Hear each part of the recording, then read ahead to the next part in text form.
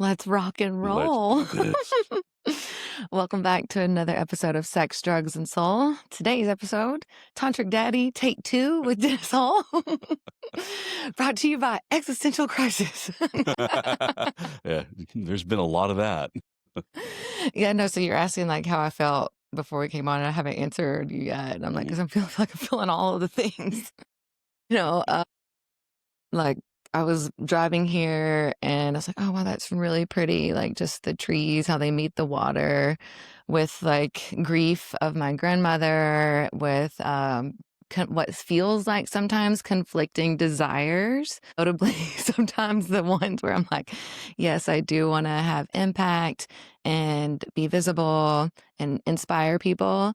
And then there's a part of me that also wants to move to the fucking woods and hermit up and just like say, fuck it all. So I'm curious.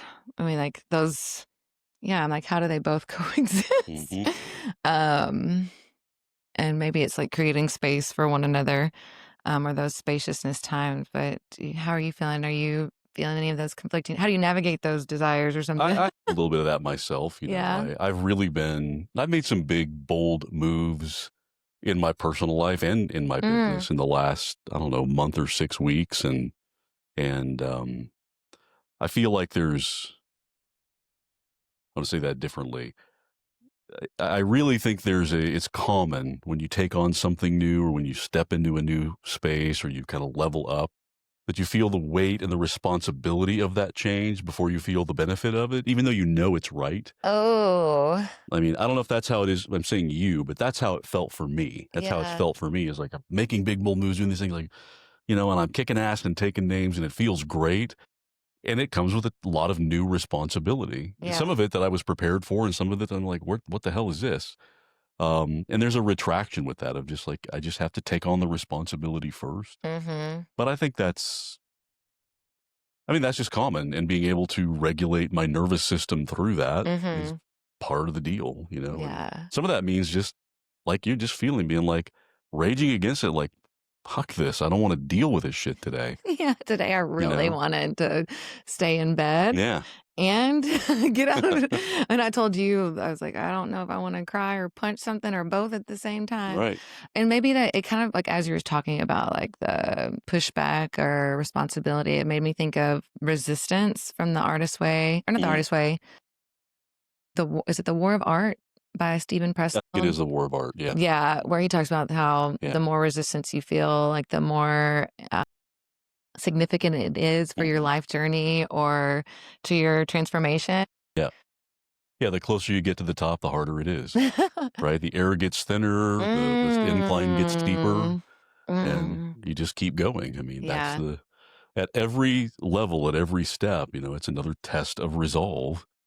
And it's okay to like stop and take a rest for the night sometimes. Because then do you have other times where you feel like you wake up in the morning and you're like, this day is mine.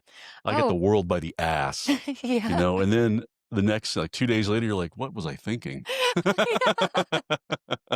Oh, to be human. I want to lay here. I want to rot. Yeah, what day was that? I mean, I feel like it was recent. Yeah. Well, I was just like, bing. Yeah. And then others, I'm like, oh. Human experience, right? And sitting in those, this is on my mind a lot too, is being able to sit in these apparent paradoxes. And I say apparent because there's so many things that seem like they're contradictory, and then you get through it to a certain point, like they're really not. It's that usually for me, that contradiction is a like how I'm feeling and what I'm thinking don't seem to quite gel. And for me, like my heart has to catch up with my head. I think for other people, maybe it's the other way. Yeah. How do you navigate that or get those two in alignment? I write a lot. Yeah. I mean, I think you probably can relate to that. And Sometimes. That's something like when I fall off my journaling practice, I get stressed. But it's those kind of grounding practices, journaling, writing, often just like a good conversation can, it just brings the light, like it turns the light on. Oh, I see what's happening here. But sometimes the way that I navigate it is I just don't.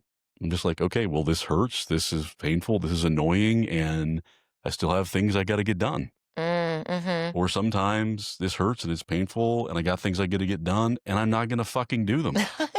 I'm going to sit right here and I'm going to have an extra cup of coffee and I'm going to eat this piece of cake that my gut doesn't need and fuck it. So, Yeah. yeah, I mean, sometimes I just go with however I'm feeling and sometimes I power through and do what I Yeah. think is right. Like who's winning is it a Yeah. battle? Is it a seesaw? Yeah. I've Well, just quit yeah. trying to think that there's a pattern or a right way to do it. I don't have to fit my life into 8 to 5 Monday through Friday. I don't have Mm-hmm. to fit it into anybody else's spiritual practice. Or I can box. anything like that. Just like you this morning, I woke up this morning, my alarm went off at 5:30. I Ew. hit the alarm and I laid there like, okay, I want to get up and work out. And I was just like, no, I'm not. I'm not going to get up and work out. I've rolled over and went back to sleep today. And I Good. slept an extra couple of hours and I haven't the slightest bit of regret about it. And then I got out of bed. I made my bed. Went through my normal morning routine and we texted a little bit. Mm-hmm. And then other days I wake up and say, I'm going to get up and make it happen. Mm-hmm. So, Yeah, like yesterday, I like bebopped right out of bed, 6:30. I'm like, okay, I'm gonna make this 7:30 a.m. workout class. mhm. Usually don't do that one. Way much more peaceful drive though than the 8:30 one going, I like for imagine that's traffic true. Yeah, wise exactly. and Yeah. just like love starting my day out like that. It was just like in a good rhythm. And Yeah. then yeah, I think there's something to that, like the holding space for nuance within ourselves Mhm. and others too. Like what kind of grace can we extend to ourselves? That can that Yeah. outwardly reflect like the grace that we're extending to others? Mhm. Well, I know I'll circle back to grace, but sometimes I'm just like gonna. Yeah. Yeah. I mean, sometimes just sit Mhm. in the uncertainty. I don't Or really sitting it, know yeah. what to do next. Mhm. But I know part of that for me is that I'm still, for all of my work and all of my effort and all of my growth in my own journey and trajectory, sometimes I still get addicted to feeling like I always have to do something. Yeah, for And some days I sure. don't want to do, I just want to Yeah. be. So Right. yeah, a friend of mine the other day, like when was it? Sunday. He's like, maybe you just need to accept the hustler part of you, like, because he's like, have you always been like a go getter, like da da da da? I was like, yeah. I mean, I grew up like knocking on doors, like selling shit. I was Mhm. always gonna like, Yeah. I guess there's always been a certain element of drive. Yeah, but there's also that lives with the desire to just be Yeah. and be horizontal and be Mhm. held and not Yeah. do anything and rest and have spaciousness for rest as my rebellion because I feel like we're so conditioned to do Mhm. And I and think it's too, given like, priority. thinking is doing something. Mhm. Sometimes Mm. you just need to sit and think. I remember seeing something. It was an article, I'm not gonna remember where it was or be able to Yeah. cite anything, but it was an observation that if you walk through any office building in the United States or in the West, you would see, whatever, at any level, somebody tapping away, or having a meeting, or building something or doing something. In the East, like in Japan, it would be common to walk through an office building and see the boss reading a magazine article, Mm. reading or writing in longhand. I don't know if that's entirely true, but the sentiment being that we really don't, I think, give credit to thought and reflection and creativity actually being something that we do. That is, Mm-mm. thinking is a verb. We're Mm. doing something. It might, from the outside, it doesn't look like it necessarily, but like, I know I do that where like there are days and days and days and several days in a row, I take in a lot of input and information. I'll have one day where I'm kind of doing nothing physically, but things are still happening. Mhm. And then the next morning, I'll just write and write and write and write, and all this stuff comes out like, oh, and then and it's just that's the spark of movement. So the creative process and thinking and reflecting and imagining, that's still doing something. Mm. It's just not doing it in the way of like being productive that we are programmed to think we have to be. Mhm. Yeah. I don't want to do that all the time. And I certainly don't want to No. do it because somebody else is giving me a task list. Yeah. Well, it sounds like creating the space Yeah. for that to transpire. Yeah. Um, for like, yeah, the spaciousness to have the ideas or for the creativity. Hmm. Um, versus just like, I don't know, consuming all the time or doing something, or I guess, yeah, it is a different like level of the verb doing something. Yeah. Yeah. I mean, you've held space for me. Mm, Well, what if it's okay for you to hold space for yourself? That mm-hmm. should be okay, Yeah. and then not judge yourself for that or Like for me, there's like, I guess just like and I'm like, okay, how do I release this sense of urgency yes. Yeah. from like either the expectation that I'm placing on myself for like a vision that I am upholding and the one that, I feel like we're bombarded with Mhm. from society. I'm So how yeah, do we do how it? that is hard to release. Like, what is the answer to that? And I think it's just to continue to practice it, Yeah. and catch yourself. And that's as I was driving here today, I'm driving up from San Antonio. It's like an hour and a half, and I had plenty of time to reflect Hmm. on my own, just kind of internal. I've been very tense and tight, just like, oh, and realizing no one, absolutely no one, is putting any deadlines on me except me. I am Mm-hmm. arbitrarily creating these deadlines and therefore these points of stress in my life, and I don't need to do it. Yeah. And then, like, here's the really crappy part is the next level of that, realizing how much of it is stuff I don't need to be doing at all, Yeah. let alone having a deadline to do. Yeah. Or here's the worst one. The worst one is I have an assistant Mm-hmm. and she's going to be saying, oh, I need a couple of things from you. And me feeling like, oh, I got to get this to her. Like, wait a minute. I'm the fucking boss here, right? I'll get it to you when I get it to you. Yeah. I mean, I appreciate being held accountable. That is Yeah. important. But, just like I'm doing this to myself. Yeah. Like, you got work. Everything is fine. I don't need to stress myself out about this. Oh, yeah. I love a good drive too. Yeah. Like it's a good head clearing. I feel like a drive can be a meditation too. Yeah. Oh, yeah. With or without music. I find that it's more meditative for me if I just turn the music down and yeah, I'm like paying attention to my surroundings and I'm in my thoughts or mulling Mhm. something over. Although sometimes I'm like, don't do this at home. But I'm like, I do Mhm. find like I'll get inspired hits of poetry or insights. And so I'll be like trying to, Yeah. cruise control and put something into my notes. I do tantric massage work for Yeah. women, and my Hmm. tipple space is closer to San Antonio. Yeah. And I've worried a lot. I used to worry a lot about the drive if someone was coming from Austin. But the Mm-mm. more I've done it, the more I found that the drive is actually appreciated, particularly the drive home after. Mm-hmm. It's like a really good time to you can't get sucked into the minutia of life right away. It's Mm-hmm. an hour and a half to just start integrating Yeah. Digest. what has come up for you. Yeah. And so I found that it's like I provide recordings and things to listen to on the way home, poems or They're great. reflections, and I want to do that, and I will. But it really like the silence of the drive home. I'm told is actually valuable.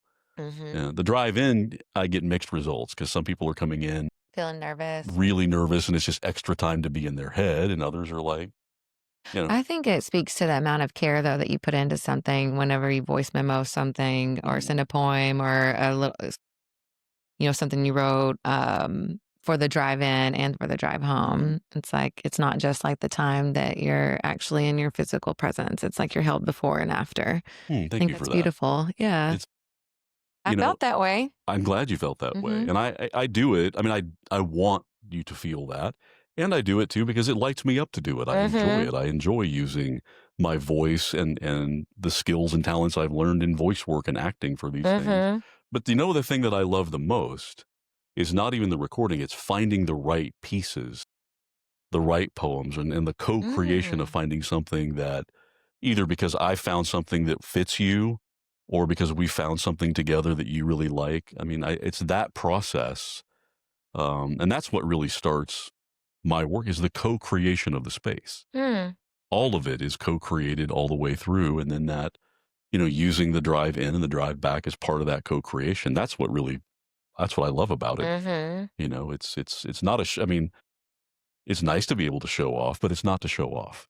That's not the reason to do it. Yeah. Um, Do you find that in your sessions that you receive just as much as you're giving in some ways, in a different capacity I level? I just had do. one on Saturday that felt very nourishing too. The where you were giving? Mm-hmm. Yeah, I mean, they're all nourishing, Yeah. every single one of them. Some of them, sometimes I'm really depleted and Mm. sometimes I'm energized. And it really, Mm. I saw a quote actually just today that said, if you think of Tantra as physical, you are already lost. Tantra is energy, right? Mm.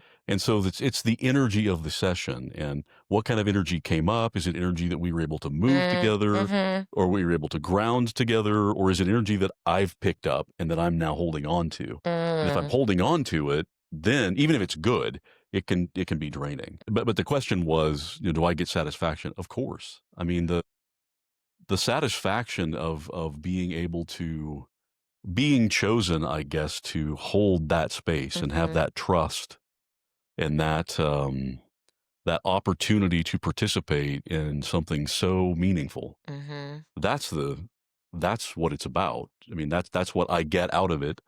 There's a little dopamine hit anytime you touch someone or you're sharing touch. I Yeah. think that's nice too. But yeah, what I really take away from it is the the co-created sharing of the space and again just the level of vulnerability and trust that, like, for example, you were That. willing to share with me. There's so much currency in that as a man in the world that we live in the way that men are sometimes mistakenly perceived and sometimes dead on right.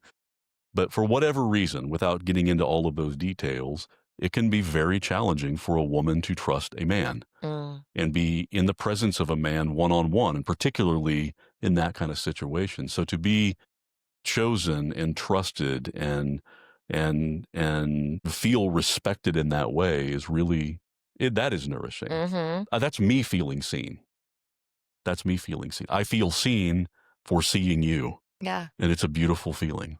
Hmm. Well, you said multiple times to me that it's like all of you is welcome, and I love that. Hmm. And I'm curious, like for people tuning in or men, like holding space. How do you hold space for a woman's emotions Mm. without like the urge to fix or provide solution or you know what I mean? This is hard. I mean, when I started Yeah. my journey, like the very first shadow that I had to confront was the rescuer, right? Mm. The flip side of the protector. Protection is great, rescuing not so much, right? And that still comes up because that's what that is. I got to fix this. I got to make this better. I got to, and I think it's fair to say that it's a little easier for me because I'm just kind of still anyway.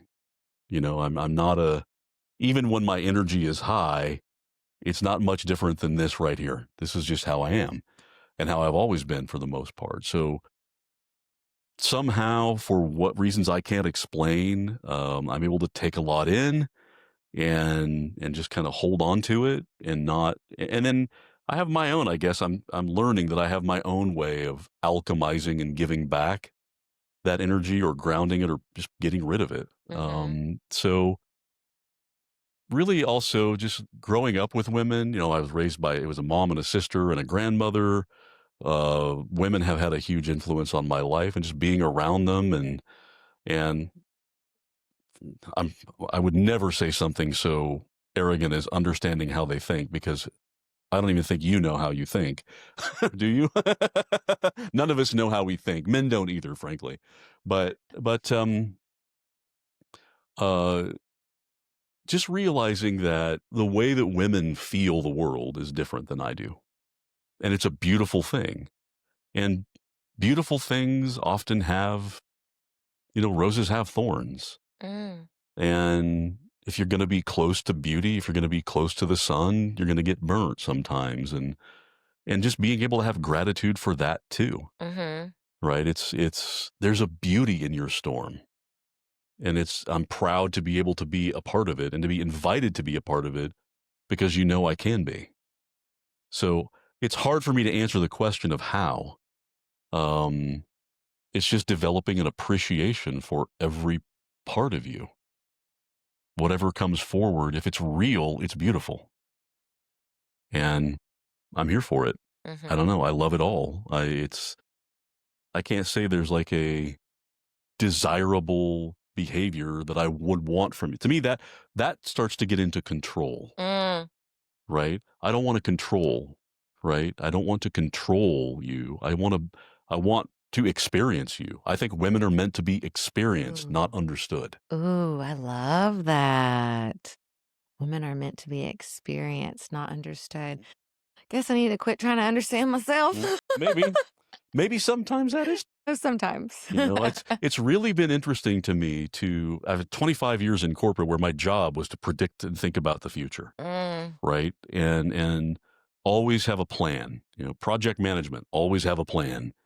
And I'm not an astrology guy, but I mean, I know I think I'm a Virgo, whatever, okay. maybe Oh, you know what y'all, that I means. think y'all like to So I'm plan and like, organize yeah, and whatever planning and organization, like I orderliness put the and anal in analyze, whatever, right? And I do like to have a plan, but I don't like to have rigidity in the plan. Mhm. Um, because it's what I'm getting at is I've learned a lot about just sitting in the maybe, sitting in the uncertainty, but being ready. I think in martial arts they talk about this for being relaxed but ready, Mm, right? Relaxed and but ready to react, ready to move, ready to respond. And I'm really just trying to move my life in that direction more and more all the time. Is just I'm ready. I'm relaxed, I'm ready. I know I've got my own back. Whatever happens, I'll handle it. yeah, it's true. So That's that the element of like yeah. self-trust. So learning to sit in that uncertainty, learning to sit in the Mm, maybe, learning to sit with the like, mm, I don't know what I'm feeling, or I'm feeling so much I can't sort it out, and just being okay with that. mhm. Be okay with it. I don't have to get it right, Yeah. which is good because mostly I don't. I was telling someone too, like, yeah, that there's been a lot of like what I would say was turbulence or peaks and Hmm. valleys, or not to say like one emotion is better than the other, but I mean I really like to feel joy, sadness, Hmm. and grief. I'm like, yes, it indicates how much I love, and again, I'm like, ugh. But I will say that within the last few months, there's a underlying sense of self-trust or peace. Hmm. And a friend of mine said the other day, and I just loved it, and I want to reiterate it. They're like, well, if it's part of you, it's always with you. Hmm. I was like, oh, I can just breathe within that. Hmm. And I was having a call before we came here today, and she said something interesting. Yeah, it's like kind of the paradox of like looking for the meaning in something or the reason why, Hmm. and then not having to have one. Like just following a curiosity because you're following a curiosity, not because it's going to hold this pivotal, placemaker or piece in your life. Or Hmm. maybe you don't know yet. And maybe it's through the process of that you get to discover that. Mm. I And love so, that. That yeah. resonates. Yeah. I've spent a lot of years this pressure of like got to find my purpose, got to find my Mm, purpose. And it's interesting. I feel like I very much have now. mm-hmm. But that's only happened in the last 3 years. Mm-hmm. And so for so many years, it was this pressure and this almost guilt of not knowing what my purpose was. But what I learned in that is to follow my curiosity. Mm. So you don't have to just follow your curiosity, follow what draws your attention. And I'm like, I admire the people who do follow, like they know and they're on it. That's so cool. That just wasn't me. And many people that I work with are like, I don't know my purpose. Well, follow your curiosity. Your Mm-hmm. purpose will reveal itself. Right. Yeah, And curiosity is so key, I think. yeah. And like giving yourself permission to evolve and change. Cause I know like I've been Yeah. in like this experimental like period of my life where now I'm like, okay, do I want something that's more like this over here? Yeah. Versus, so I'm like wrangling or wrestling or yeah, just I can allow myself to change and I don't have to fit in anybody else's box Hmm. or the ones that I'm trying to fit myself in, Yeah. like labels or Right. identity, things like Right. that. But Trying to be on somebody else's schedule, somebody yeah. else's, emotion wheel, and if we're honest with ourselves, if I'm honest with myself, how many times do I do things or take action where they're like at root, what I'm really trying to do is somehow control someone else's emotions or their perception Mm, of me, mm, none of which is up to me, none of which is in my control.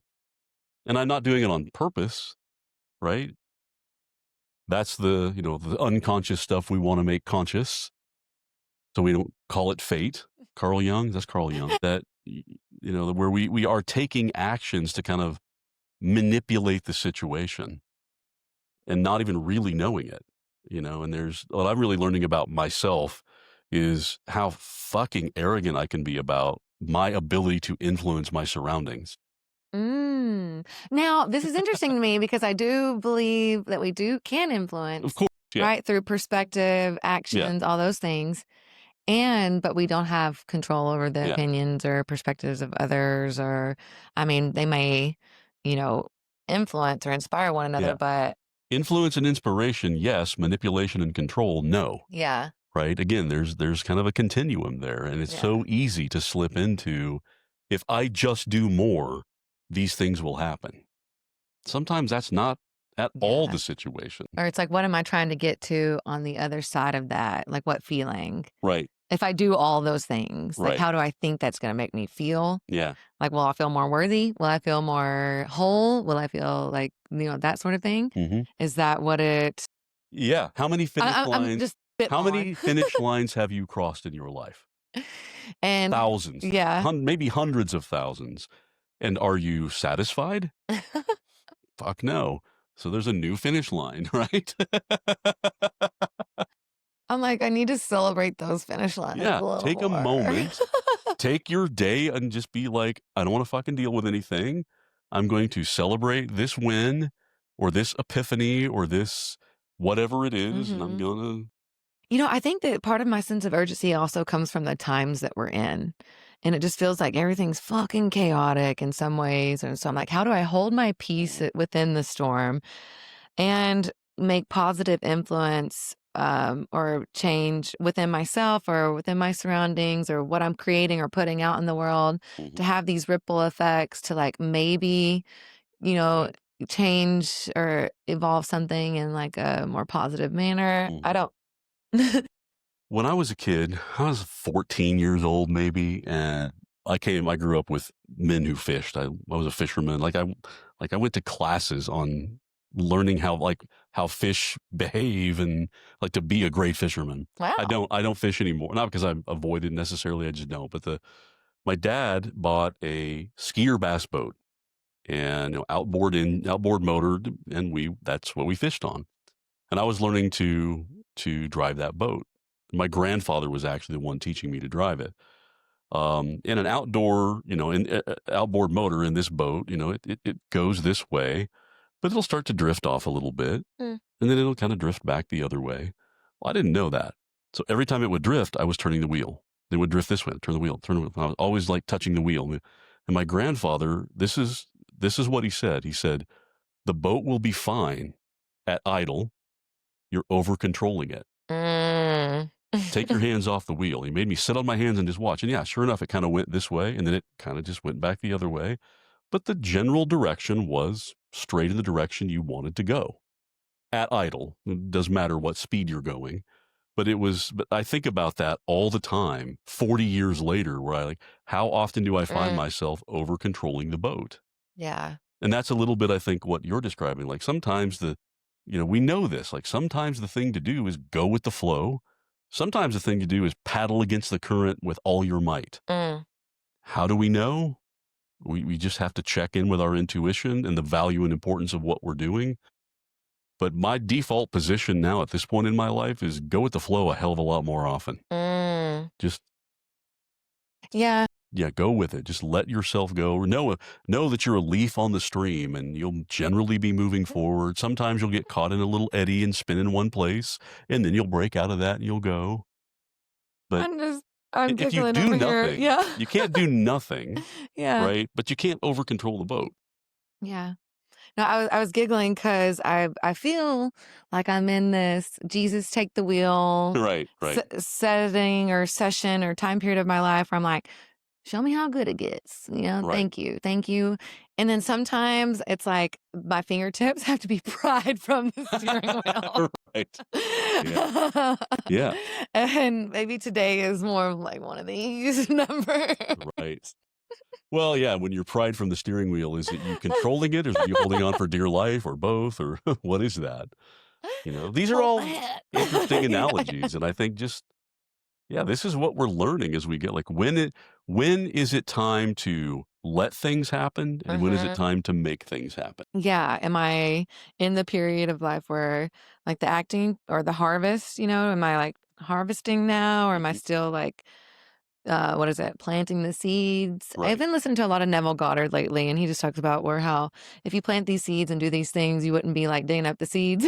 Right. There's an element of trust, Yeah. like, and for it to sprout and know that Yeah. okay, if I planted sunflower seeds right there, a fucking sunflower is gonna is Yeah. gonna That's right. bloom. But if I want a rose, then I might need to do some recalibrating, right? Yeah. If I, but Like, I don't know if how many listeners eat red meat. I'm a meat eater I'm for a sure right red now. meat So when you gal. cook a steak, most of what goes into Yum. cooking a steak well is doing nothing at all, Yeah. right?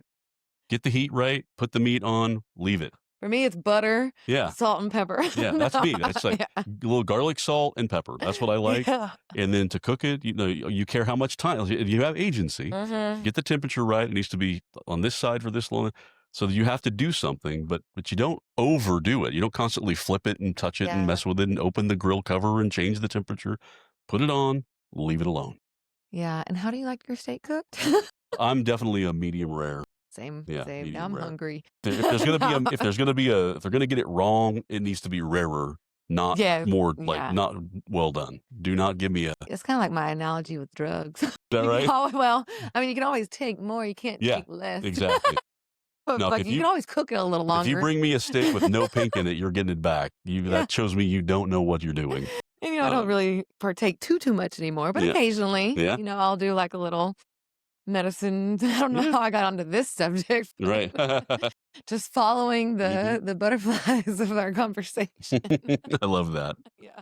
Go where the mood takes you. Yeah.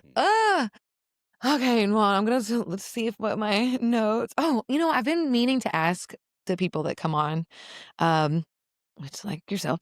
Sometimes I remember and sometimes I Okay. forget. So I've been meaning to ask everyone because I want to make it kind of like a signature question. Mhm. What's turning you on in life right now? Oh boy. You mean besides you? Oh, really? Me? What's turning me on in life right now? There's a lot swirling around my business and how I am engaging with other people that are kind of Hmm. in a nascent stage of their business. And we're all just kind of bringing our gifts to the table and sharing, and it's really beautiful. Mm. And that's kind of turning me on and lighting me up. Like just seeing people. This is a scary time to be, well, to be a lot of things, but to be an entrepreneur, it's scary. Mhm. It's always scary, but certainly, and so all these kind of solopreneurs out here and how we're finding each other and saying, "Hey, we can support each other a little bit," Mhm. and working with people that respect my boundaries and know how to set their own. The difference between like, yeah, we can share some ideas, and now you're crossing the line into my professional.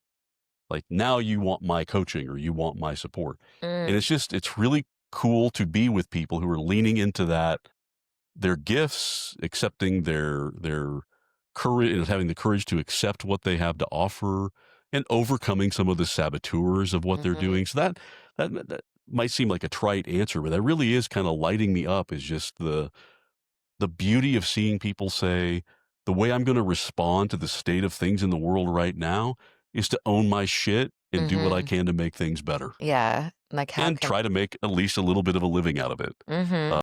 Still gotta Knowing that eat. the coin of the realm is the coin of the realm. So there's just Yeah. something really cool about that. And then that we're all finding each other and finding ways to support each other and feeling a sense of community in that. Yeah.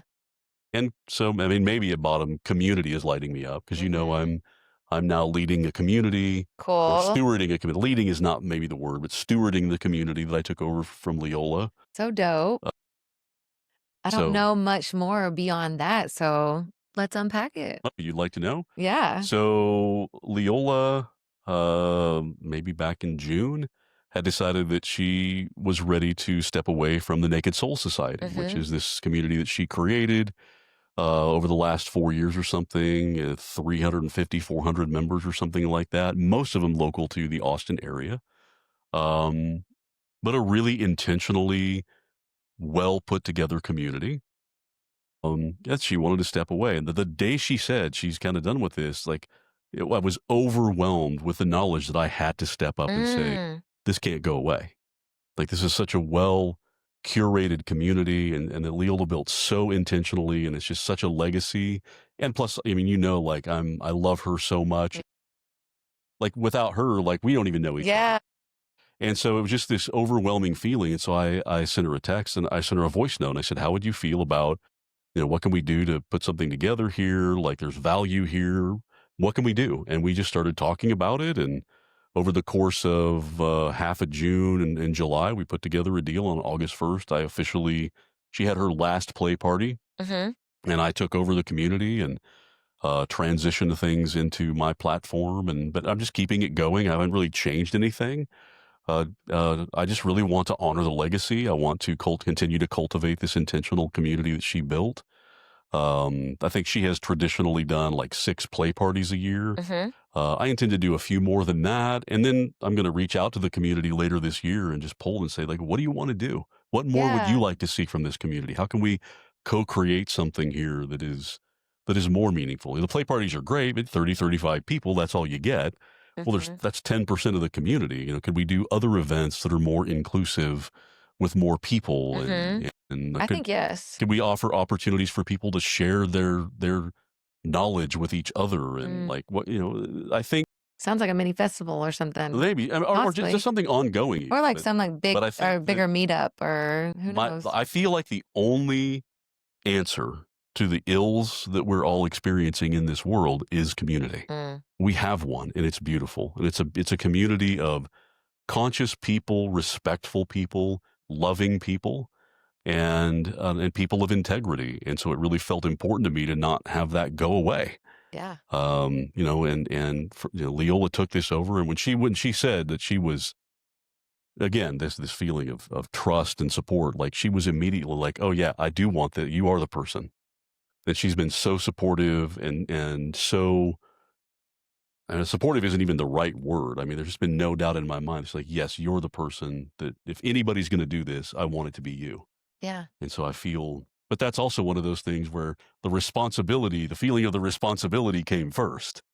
And then because it's Leola, I mean, in a way, like I can never step into her shoes or her persona. It's, just remix it a little bit. It's got to be something, it's going to have some fingerprint, but that's why I want the community to do it. But it's scary to think of me taking on something that she made a success. That's cool though. Because it's, she's, again, it's weird for me to not have the words, but I don't because she's just, I don't know, she's something special. I mean, you are too. And like so many people in the community are. I mean, I feel like I'm going to pretend I'm not special in my ways too. You are. But yeah, it was a big deal to feel like, that's the first party I'm hosting is October 11th. And I'm really looking forward to it. And I'm nervous about it. Yeah. Being in the lead role. All those things can coexist. They all go together and that's turbulent. Yeah, you mentioned like saboteur or like the self-sabotage. How do you kind of combat some of those like fears or nervousness or just like welcome it? I'm like, as it gets closer to that date, right? It's less than a month out, right? I kind of hug them out. Yeah. I've had plenty of opportunity to get in touch with my shadows and demons. And a friend of mine made a comment last week. She just said, how is it that you have compassion and love for these parts of yourself? Like, I hate these parts of myself. Well, like that is the key to me. You hear things like ego death. There is no part of my being that I hate so much I want it to die.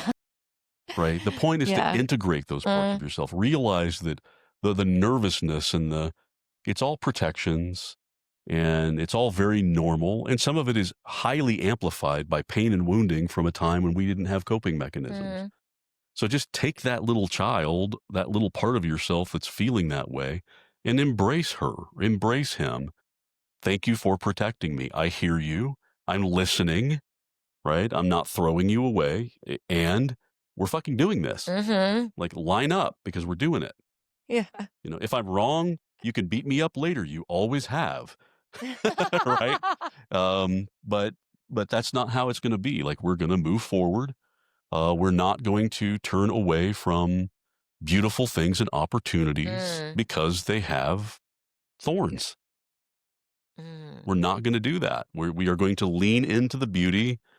And, if we get burnt once in a while, then that's just the price of it. But that's what it is to live. That's what it is to live. To me, it's Yeah, I could stay home and avoid all kinds of pain.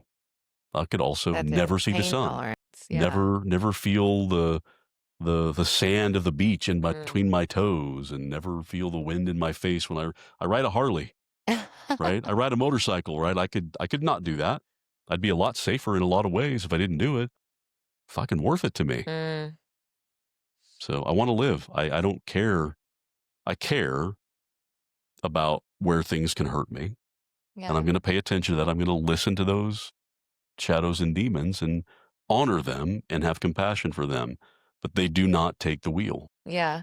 Do you think that we need to up our intake or capacity for pain or willingness to sit with it or be with it or Yes. discomfort? I mean pain as far as like Yeah. discomfort too. Yes, I do. Yeah. I think it's really important to develop our ability to sit in discomfort. Yeah. I was in Tulum for an event the beginning of August, like 8 Mm-hmm. days, in a cenote, um, which is like an underground cave. I don't know if everybody knows what that. Look it up. Cenote, cenote. It was a beautiful experience, and it was a lot. It brought up a lot. I mean, some of it very, very physical. Like we did the temescal, which is like the sweat lodge. Mm. Always wanted to do that. God, it was so hot and so Okay. uncomfortable Yeah. and so like, but I realized in that this is what I'm here to do, is sit Mm. in the discomfort. And it was one of the first things we did. And the whole week was me sitting in a lot of discomfort and just saying that is why I'm here. I went in, people saying, do you know why you're here? Like, I really don't know why I'm compelled to Mm. be here, but it was that. Really walking away saying, yes, I need to remind myself that we do need to learn to sit in discomfort. We do need to build our capacity, and maintain our capacity for sitting in things that are uncomfortable to Yeah. us, right? It's I agree. I mean, that's part of the reason why I sauna is Mhm. because I'm like, okay, 40 minutes, 150, 160 degrees. Yeah. There's, sometimes I distract myself. I'll do a little journaling or reading, and then Mhm. sometimes I'm like just moving. I'm like each time Yeah. though, it's like I love a good twofer. I Yeah. feel like I'm, Yeah. like I'm eliminating some toxins, connecting myself. Mhm. Most of the time, I don't have my phone in there. Sometimes Yeah. take a little selfie here. And if things get to be too Yeah. much, you can take a break. Like Yeah. in that Sometimes I open up ceremony, the door and let some there fucking was air there was in. a woman in there that I don't like, they had to open a flap and let air in for Yeah. her, and that was the right thing to do. Yeah. Right? I mean, we got beyond her level of tolerance. And, in trauma work, that's what they call it. What's your window of Mhm. tolerance? So, yes, the ability to, like, having the courage to expand your window of tolerance, I think is really, really Yeah. valuable. Because I think there's a difference between expanding the window of tolerance of pain or what we're willing to sit in the discomfort with and clinging to it because it's known. Oh, yeah. Right. And then I think that if the more you sit in the discomfort, if, in some kind of equal and opposite way, maybe it points to the amount of pleasure or joy that you Yeah. can have or experience Mhm. too. Yeah. I In mean, some ways, at least that's what I told myself when I was navigating a lot of like depression yeah. or dark or sadness, grief. I was like, well, if this is how low I can feel, and I got a lot of joy Yeah. that I have potential to reach. That's right. I just gotta, Yeah. How do I bounce back from this? How do I use this to launch? yeah. Mm-hmm. And, what's it teaching me? What Mm-hmm. is this here to teach me? And then sometimes, like, I don't give a shit what it's here. It just fucking hurts. Right? Sometimes it just hurts. Yeah. Um, but when I mean, let me ask you, for the things you've been through, I've read your book, right? You've been through some hurt, and you've been through some hurt that has happened since you wrote your book. Mm-hmm. Can you sit with more now than you used to be able to? For sure. Yeah. Yeah. So And it's easier to give myself grace. Right. Like, or even like with one of the things that I'm beating myself up now over, which I don't know how much I want to get into that, Mhm. maybe off air with the Okay. tequila or in a burger or a Yeah. steak, is like, okay, at least I recognize I'm seeing the dots click in sooner, or like, like I was like, oh, okay, that was that little point that I ignored. Mhm. I heard it though, Right. you know? Right. Yeah. I mean, that's what happens first, right? Yeah. First, there's the Yeah. noticing. Yeah. And then it's like, okay, now that I notice it, I notice it after it happened. Now I can start to notice it before it happened. Yeah, or in the Now what moment can I do of. about it or Yeah. whatever? Yeah. Like, Yeah. I told myself, I knew. I just didn't listen. Oh, so much of that resonates. A year ago, I did a little thing on Leola's Higher Love Club about embodied trust, self-trust, Mm. and how easy it is to just completely ignore that. Your body is going like, "What Yeah. the fuck are you doing?" And you do it anyway.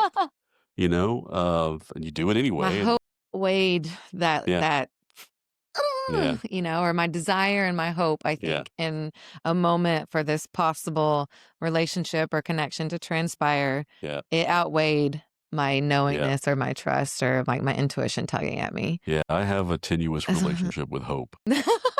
So how do I? Yeah, when I start hoping for things, I'm like, hmm. Because hope seems to well up when I feel like I want something, but I don't feel like I can really do anything to make it happen. Then I just start hoping for it. Like, okay, that's what that becomes is an expectation that, like, where's that going to be filled from? Mm. I think hope is beautiful too, Can right? be, but I don't know. Like, this is where I'm at. I don't want to be cynical, but like for me No, recently, I'm like, be a little cynical too, like counteract some of my mystical wanting to so live in the clouds sometimes. sometimes I feel like hope and you said earlier something about, give it all up to Jesus or whatever. Yeah, yeah. Sometimes I feel like those things become crutches Mm, to outsource our own responsibility for ourselves, mm, right? Sometimes, though, they're just comforting, and that's okay too. So it's another one of those things where I don't think it has to be all one way or all the other. Hope is a beautiful thing, hmm. and hope is not an excuse to do nothing, Yeah, true. right? It's like a vision for me. It's It's a like vision I'm upholding, yeah, collectively, individually. yeah, it's like, I'm gonna say something here. I mean, if it makes the cut, I might get a lot of judgment about it, but like thoughts and prayers mean dick all to me. Mm, It feels like a way to think you're doing something, but you're not. Yes, mm, I know that you have sympathy and I know that you feel the way you feel. And I appreciate the sharing of the sentiment. That's hmm, not nothing. hmm, And if you are choking on a piece of steak, do you want me to pray for you or do you want me to do the Heimlich maneuver? hmm, Right. hmm. So my proclivity is to say, if I can do something, I will. If I cannot do something, I'm just going to move on from it and what will be, will be. Yeah, What I'm not going to do is sit in some liminal space between them that says, I'm going to sit here, I'm going to do next to nothing and wait for shit to come to me, wait for good things to happen to me because I deserve it in some kind of cosmic, universal way. yeah. It clearly doesn't work like that. Yeah, I think there's something to be said for the power of intention. And like, I don't know, someone was telling me like some studies where people that did and did not believe in prayer and like the ones that with focused intention, having prayer, like those people still had an effect or like it shifted something. And I'm going to remember the person that showed up on my doorstep That's right. versus like the person that just sent me Yeah. the comforting text or like, so Right. and like for me, I love words of affirmation. I've learned over time for actions to back it up or actions are going Right. to speak louder than those words Mhm. sometimes. I love a good letter. I love words and that has to be like met with like a certain level of Right. action or to Well, support it, especially now right? since ChatGPT can give somebody the Oh my words, God. right? Yeah. I actually just had a conversation with yeah. I mean, even myself, I've got to check myself and hold myself accountable Mhm. with chat because I think it's a great tool. Yeah. And I just told my assistant that I'm like, I'm gonna pump the brakes on the amount of chat that we use, and I've got to Mhm. pour my heart and use my brain and my Yeah. intention into the podcast descriptions and titles, because yes, it may be able to optimize something for YouTube, but I think that the level of heart Yeah. can be felt. Absolutely. Um, and so I'm gonna bring a little bit more things in house, and Yeah. just because it's faster doesn't mean it's always better. Yeah. AI Scenic route. has the words, but not the heart of the poet. Mm, And I use it. I mean, but for I don't take sure. advice from it, right? Like the people that are going in and using it as their I've therapist, played with it. I haven't thought, yeah, no that's therapy. not it. I use it like if I'm stuck on something, I can't quite, I'll just be like, okay, I'm going to dump some shit in here, like just to give me a thread of something to go with. Mhm. I use it for inspiration, For like, sure. give me some topic ideas for what, but I don't just copy and paste out of chat Yeah. or any AI. I use Perplexity. Perplexity is another AI, but it's an excellent research tool. Like, I really want to know more about, I don't know, pick a subject. I don't know, what's tariffs. I want to know more about it. There's a subject, however you feel about it, you want to know Like, more. Yeah, go into Perplexity, and Yeah. it just goes to like so many sources and gives you a summary Oh, that's with cool. links back to sources all the way back to primaries. I really like that tool for research. For chat, I just like to use it to organize words. That's how Yeah. I would put it, and that's all it is for. It's a I language and logic chopping yeah. engine. It's not it's not, Chat GPT is not giving you insight.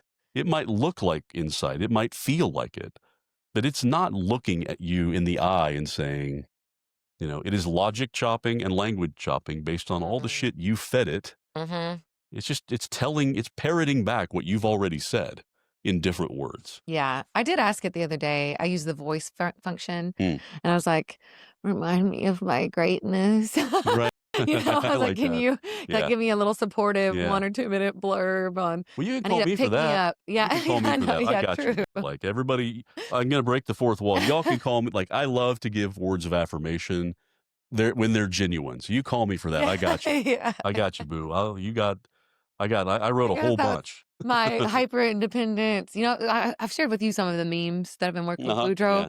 Some of them I want to work around as like the hyper independence thing. When it was like, sometimes it still kicks up with the independence Hmm. thing, but I'm like, but when I realize that that's not really what I wanted, Hmm. or Yeah. The thing, can I speak to that? yeah, So hyper independence, particularly because I do most of my work is with women. hmm I have coached a few men, and I will, I'm sure, again, but my work is typically aimed at women. Now it's directly because that's who was gravitating to me. But hyper independence, like, we've definitely created a culture that has forced that. Um, and there's another one of those things where I think it's nuanced because it's really, like, in a way, you're unfuckwithable. Like, you don't really need anyone in the sense of being able to get through your day, survive your life. You can take care of yourself, and there's a lot of power in that, and it's amazing. And you should only do it when you want to, not because you have to, mm, right? And I think that as men, what we want to recognize in women in general, but a woman like you in particular, is, yeah, you can do anything entirely on your own, but I don't want you to have to. mm, If I can nor be do I want to. if I can be helpful, if I can be Yeah, so, and yeah, sometimes that's all it is, yeah. right? You just what you want. I think this probably should be putting this in the form of a question, but I'm saying it. I'm I mean, making it a we'll see. statement because it's come out of my work. You don't need me to fix things. You don't need me to do things as a man in your life, regardless of the nature of the relationship. Sometimes it's just presence. Just be there, like, just remind me that I am in fact not alone. Mm, I am independent, but I'm not independent because I'm isolated and alone. I'm independent because I know I've got support when I need it. hmm And you fucking deserve that. You should have that. Everybody should have that. Yes, and But present. it's so pronounced in the hyper independent woman who then becomes so unfuckwithable and so I don't need men in my life Oh, I love that then men. she creates a life that prevents her from having the men in her life that she wants. Oh, Maybe we can talk about that one. maybe we can. Riff on unavailable. What's that? I said riff on unavailable. Riff on unavailable? Yeah, unavailable in some way. Unavailable men? Like, what do you Yeah. say more? Yeah, I'm like, is that a way to protect one's self? Is being attracted to unavailable in some way? Mm. Well, I can give you my theory about that. And Okay. this is not gender specific. Okay. I think we all get attracted to the unavailable because we feel like if we can get its attention, we win. It becomes a little bit of a game somehow. Like, if I can make a person of that quality see me and like me and love me, that it says something about my worth and value. Or So get them to be emotional yeah, I think that, or like, You know, how often in your life have you like there's no question. Like you've had men in your life that like they're into you immediately and you just feel fucking smothered like, dude, give me a Too break. much too soon. Too much too soon. Like I just Too fast. that's not going to work. Yeah. I Yeah. don't want that. And then you have the guy that's kind of aloof and kind of like I wish he was around more and he's not. And which one do you start to be like, you know, this is why there's that thread of men's work that wants to play with that game of Is that actually the polarity that stuff? Or? there's that to me it's a dark view of polarity in men. And I'm not going to say too much, but um God, you may have to edit this out. So I'm just going to say Yeah, go for on it. December 10th, I'm actually going to do a talk on this in the Pleasure Priestess program Oh, on okay, this sweet. kind of subject, On on just kind of this thread of men's work that is a little about. So I guess I tell you the title about it. yeah. The title is basically to say we want the game, or we want the dance, we don't want the game.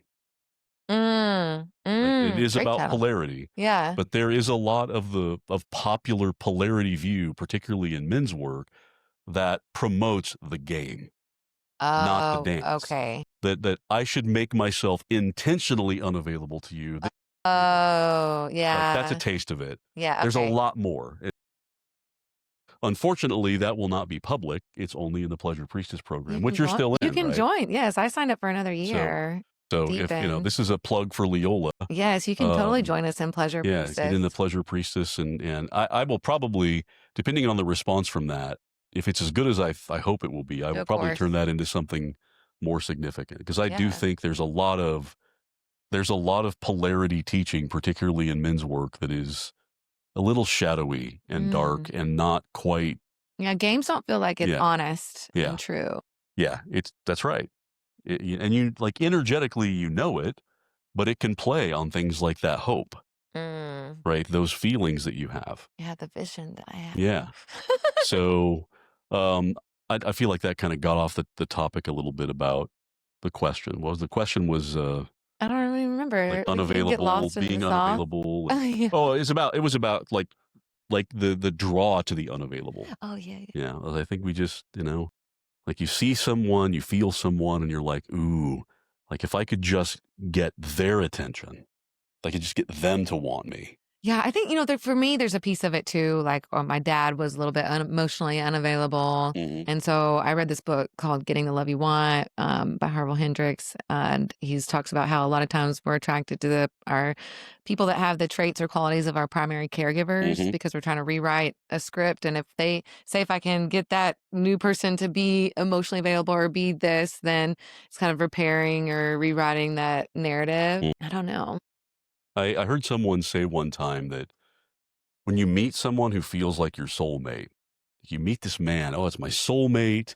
I feel like I've known him forever because you have. It's your dad. Like, wow, okay, let's think about that for a minute. I think that that's probably an extreme view, but there's some fucking No, I'm truth to kidding. that, Yeah. and it's Yeah. really uncomfortable. Like you did it, like, Yeah. I don't like that at all. But there does seem to be something to say about that. Either it's the Yeah. version of the parent that you wanted and didn't have, or it's the version of the Mm. parent that you had that you missed. Ooh, Yeah. interesting. Oh God, that is so Why do I want to vomit a little bit well. now? Like to me, it just feels like everything I thought that made me unique and independent is all bullshit because I'm basically just constantly looking for attention from my parents my whole damn life. Or if I can get enough attention elsewhere. Yeah, I have no agency, no real free will. Everything I'm doing is somehow clamoring for attention that I never got, or felt like I never got. That reminds me, I had an epiphany a few months ago, and it kind of indicates to me or touches on the power of stories and, self-discovery and growth and stuff. Like, yeah, I'd been working, and this kind of ties into like the hyper independence thing too. That served me a lot in life, like accomplishments and stuff like that. But I feel like there was an underlying current of wanting to earn my dad's pride or like to be someone that he would be proud of. And then I was revisiting this little booklet because I'm creating a writing course. And I was like going through and it was like asking dad, what are the most proud moments of your life? And he wrote in his handwriting, like, that would be the moment that you were born. the day you and your brother were born and the day I saw you graduate or something. And I just had this like moment of, mean that I have been working towards something my entire life that you had for me since I was Yeah. born. Right. Pride. Great. Okay, Yeah. now what do I do with that? And all it would have taken is to just say it once Say in a it while. out Yeah. loud. Right. Yeah. But that's how I tell people, because he's been gone since 2013, at least like physically. I'm like that. And that way, our relationship has strengthened beyond his physical death. And I don't know how. So thanks for your emotional unavailableness, even though sometimes it's still raring and roaring up in my dating life. It's, the moment that a person realizes that for the most part, their parents did the best they could. Yeah. Like, I think back to like, I was 10 years old when I started having like some of my strongest memories are from around that time. And my parents this and my parents that. They were fucking 30 years old. Yeah. I think when I was 10, my mom was 29 years old when I turned 10. I was born when she was 19. I was a fucking train wreck at 29. I'm barely getting by now. I mean, I think we both feel like that sometimes, that we're hanging on by our fucking fingernails. And here it's so easy to look back and blame. I have hurt from my relationship with my parents, but they didn't do anything wrong. Purely circumstantial. And they were doing the best they could, and who knows what they were carrying from their parents and Oh, for all the way back sure. to the beginning of time, And when the amount of information and like tools that we have now versus then, and like I've read something one time where it's like it's your parents' first time doing this Right. too, and I was I like, don't know how far oh back you go with it, but do you know why women have a hard time deciding what they want to eat? no, but we're about to have Yeah, to go through this. because Have to end the because when Eve made a decision, she condemned all of humanity. Oh God. She decided she wanted an apple, and so of course, like, oh, I don't want that fucking responsibility, But that's tongue in cheek. But like, how far back do you go to know where pain, like intergenerational pain, originated? Everybody has had it. Everybody's doing the best they can most of the time under the circumstances. Some people crack. I'm not going to go so far as to say that genuine evil doesn't exist in the world, but I think there are a lot of times where it's unclear to me that people who do certain things are really making sane, coherent choices. I have made some insane, incoherent choices in my life. I wrote a book about it. Yeah, right. And most of mine are, like, I guess in the grand scheme of things, fairly benign to other people. But, I think most of our parents are doing the best they can do. And like in your case, then you lose a parent before there's an opportunity. Like, I've had epiphanies as a parent of mistakes that I made and things I wish I had done differently. And I've been able to go back to my kids and have conversations and say, hey, I feel this way. How did this impact you? And like, clear it, address it. What if you don't have that? You find it in a ketamine session. Right. That's what I did. I like that. Yeah. So in a way, we're all just trying to figure this out. Yeah. That's aren't we all trying to just kind of figure out the pain? Where did it come from? How can I make friends with it? How can I understand it? How can I have compassion with myself for how I deal with it? And how can I extend that grace to ourselves and like our friends and neighbors that we're walking this earth with? Right. Like, yeah, I think that's a good little note to kind of like end on for sure. I like ending it with the humanness too, or like what you pinpoint too. Like we're all just figuring it out. Yeah, and it's I'll give you a quote because this has been coming up so much for me recently, and I think is actually, I don't know when this will air, but probably next week. But certainly valuable in light of everything that's transpired. And the quote, I forget who said it. I have to look it up. Might be George Bernard Shaw. Trust the man who seeks the truth. Doubt the man who finds it. Ooh, yeah. That we're all just out seeking the truth. We're all out sense making, and we just don't want to fucking do it alone. It's not about finding the answer, I don't think. I think it's about walking the walk together, tribal community, being connected. in a world that is increasingly designed to prevent us from exactly those things. Yeah, to finding that coherent state. Mhm. I actually sent something to a friend of mine. I was wondering if I could find it real quick because it was a really, I love the note. Shit. Let's see if I can find it in this TikTok message. We send like 2 a.m. TikToks to one another. Oh, yes. What feels like collapse is actually coherence returning. Mhm. I love that. I do too. I love that. I'm like, Yeah, that's a good reframe. so that gives you any hint to what our 2 a.m. TikToks have been about. Right. I'm getting Dennis Hall. Thank you again for showing back up and doing an in-person session. And let's go find a burger. Let's eat, yeah. I can sit here and talk to you. I can all too. Day. And I am going to sit. As long as you'll have me, I will sit and talk to you all day. This won't be on the benefit of the cameras, but yes, we'll have to report back. We'll report back. You can keep on coming back. Thank you. Thank you. Thanks for having me.